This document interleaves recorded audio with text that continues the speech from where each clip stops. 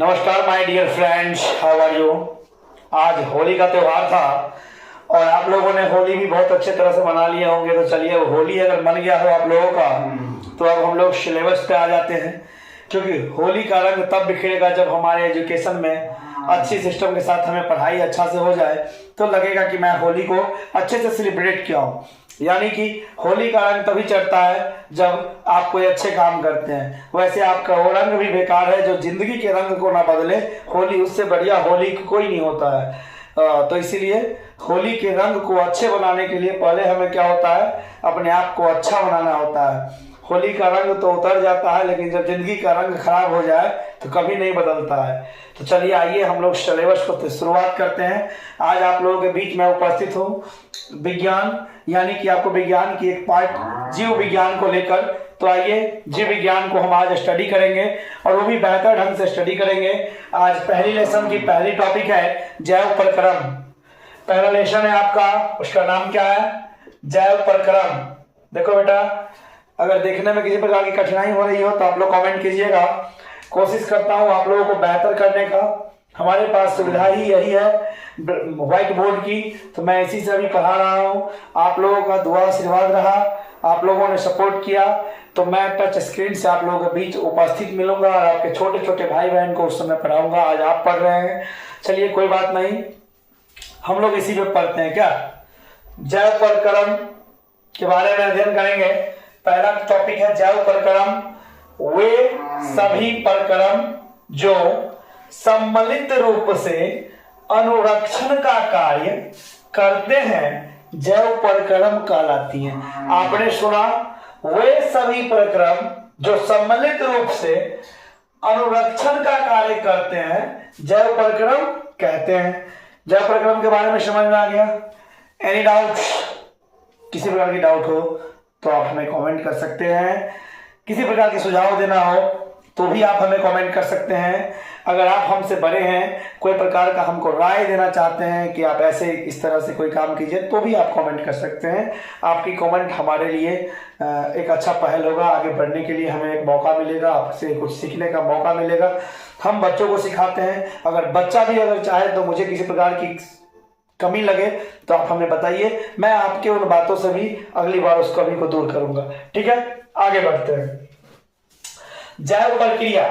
जैव प्रक्रिया जीवधारियों के शरीर में होने वाली वे सभी प्रक्रियाएं जिनके कारण उनका अस्तित्व कायम रहता है। यानी जीवधारियों के शरीर में होने वाली वे सभी प्रक्रियाएं जिनके कारण उनका अस्तित्व कायम रहता है, उसे जैव प्रक्रिया कहते हैं। क्या कहते हैं? जैव प्रक्रिया कहते हैं। अब आते हैं, अगला क्वेश्चन है आपके बुक का, शरीर क्रिया विज्ञान। बहुत सारे बच्चे साइकोलॉजी रखते हैं और साइकोलॉजी को पढ़ते हैं और उसको साइकोलॉजी का हिंदी पता नहीं होता है। उन बच्चों के लिए तो बेटा आज जान लो, साइकोलॉजी का मतलब होता है शरीर क्रिया विज्ञान। जीव विज्ञान की वह शाखा जिनके अंतर्गत हम जैव प्रक्रियाओं का अध्ययन करते हैं शरीर क्रिया विज्ञान कहलाती है। क्या कहलाती है बेटा? शरीर क्रिया विज्ञान कहलाती है। आगे बढ़ते हैं।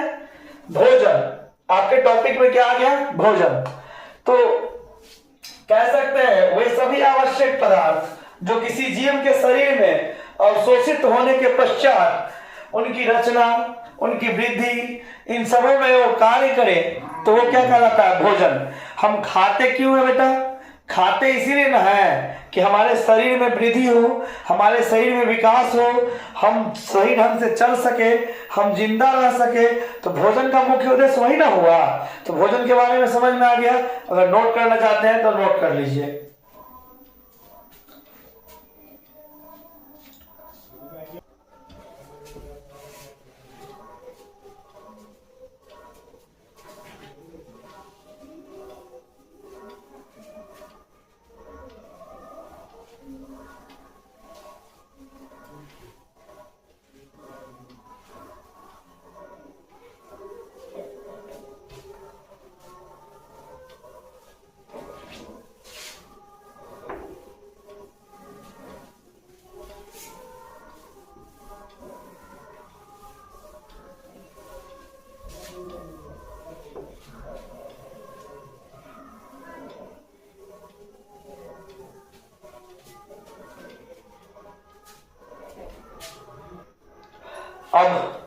बात करेंगे चैप्टर में आगे। कार्य के अनुसार भोजन को कितने वर्गों में बांटा गया। इससे पहले मैंने पढ़ा था भोजन क्या है, भोजन किसे कहते हैं। अब अगला टॉपिक आ गया। मेरा हैंड राइटिंग बेटा थोड़ा सा ठीक नहीं है, तो इसके लिए ये नहीं सोचिएगा कि हैंड राइटिंग ठीक नहीं है तो मैं पढ़ाता भी ठीक नहीं हूँ, ऐसा नहीं है। पढ़ाई में कमी दिखे तो आप हमको बताइएगा, उसमें सुधार होगी। पढ़ाई में कोई कंप्रोमाइज नहीं।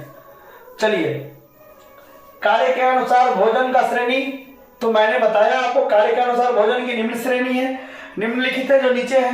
पहले देखिए, आपको शरीर में ऊर्जा चाहिए, कार्य करने की क्षमता को ऊर्जा कहते हैं ना। ऊर्जा चाहिए मतलब किसी काम को करेंगे तो ऊर्जा चाहिए उसकी क्षमता के लिए। तो ऊर्जादायक भोजन भी होता है, विनियंत्रक होता है, शरीर की निर्माता होता है। इस 3 पार्ट में बांटा गया है। तो प्रोटीन और खनिज, शरीर के निर्माण में किसका भूमिका है, प्रोटीन और खनिज की। अब बात करते हैं हम ऊर्जादायक भोजन, कार्बोहाइड्रेट और वसा हमें क्या करता है, शरीर में ऊर्जा देता है। और विनियंत्रक, विटामिन और खनिज हमारे विनियंत्रक को ठीक करता है। अब आते हैं आगे स्वपोषी।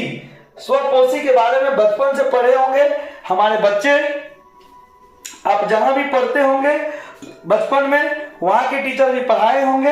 अगर नहीं पढ़ाए होंगे तो आपके टीचर ही गड़बड़ रहा होगा, डुप्लीकेट टीचर के पास आप पढ़े होंगे।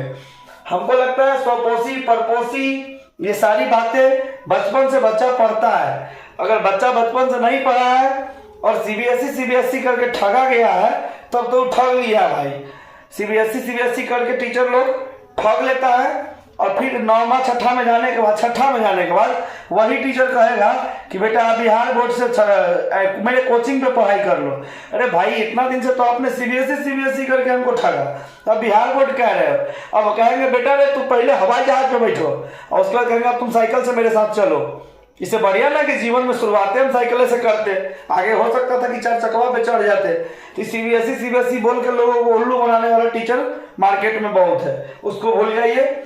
आज बहुत सारे लोग बिहार बोर्ड से खुद पढ़े हुए हैं और कहते हैं सीबीएसई हम पढ़ाते हैं। चलिए छोड़िए, उस चीजों को जिक्र नहीं करेंगे।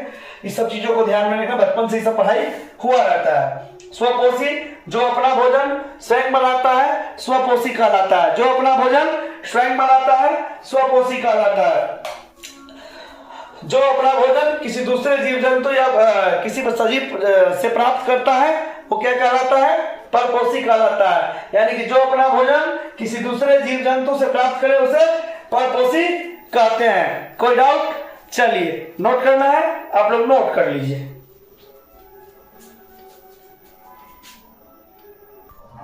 तो अब हम बात करेंगे, हेलो आवाज आ रही है क्या? ठीक है।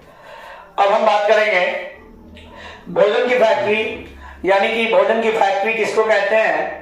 तो भोजन की फैक्ट्री, पेड़ के जो पत्ते होते हैं वही पेड़ के लिए क्या होती है, भोजन की फैक्ट्री होती है।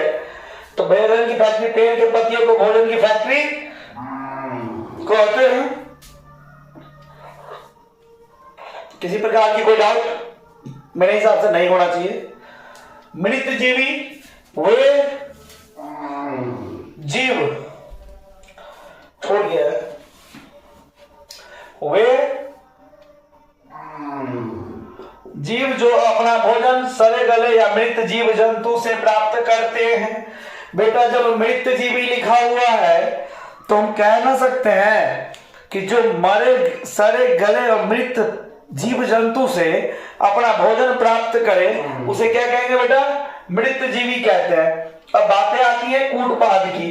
अमीबा अपनी सतह पर अंगुलियों जैसे अस्थायी प्रवर्ध बनाता है, जिन्हें क्या कहते हैं, कूटपाद कहते हैं। अमीबा अपनी सतह पर अंगुलियों जैसे अस्थायी प्रवर्ध बनाता है, जिन्हें क्या कहते हैं, कूटपाद कहते हैं। तो आज जीव विज्ञान की पहली क्लास थी तो थोड़ा कम ही कराए हैं। आगे से पर डे आपको विज्ञान की तीनों क्लास मिलती रहेगी। कोशिश करेंगे कि विज्ञान की तीनों क्लास आपको कम से कम हम दे पाए और आप लोगों को अच्छी से अच्छी तरह से हम सेटिस्फाइड कर पाए। जय हिंद, जय बिहार। आप लोग एनपीएस एकेडमी के ऑफिशियल फेसबुक पेज पर हमें देख रहे हैं तो आप उन्हें लाइक कीजिए, फॉलो कीजिए, शेयर कीजिए। अगर आप हमें यूट्यूब पर देख रहे हैं तो वहाँ पे सब्सक्राइब कर दीजिए, बेल आइकन को दबा दीजिए। आपको हम कोई पैसे नहीं ले रहे हैं पढ़ाने का, कोई चार्ज नहीं ले रहे हैं। आप बस आप सपोर्ट कीजिए, आप सपोर्ट कीजिएगा, आपके साथ मैं खड़ा उतरूंगा और बहुत ही बेहतर तरीके से आप लोगों के बीच हर चीज़ों को मैं बताऊंगा, डिफाइन करूंगा। पढ़ाने के साथ साथ आपको सामाजिक जीवन और सामाजिक रीति रिवाजों से मैं अवगत कराऊंगा। और मैं एक तरह से एक पॉलिटिशियन, एक तरह से कह सकते हो कि मैं छात्र जीवन से राजनीति करते आया हूँ। तो अगर राजनीति भी हमसे सीखनी है, जितना मुझे नॉलेज है, जितना मैं जानता हूँ, मैं आप लोगों को उसके क्षेत्र में भी आगे बढ़ाने का काम करूँगा। तो हमें इसलिए फॉलो कर लीजिए। जय हिंद, जय बिहार, धन्यवाद।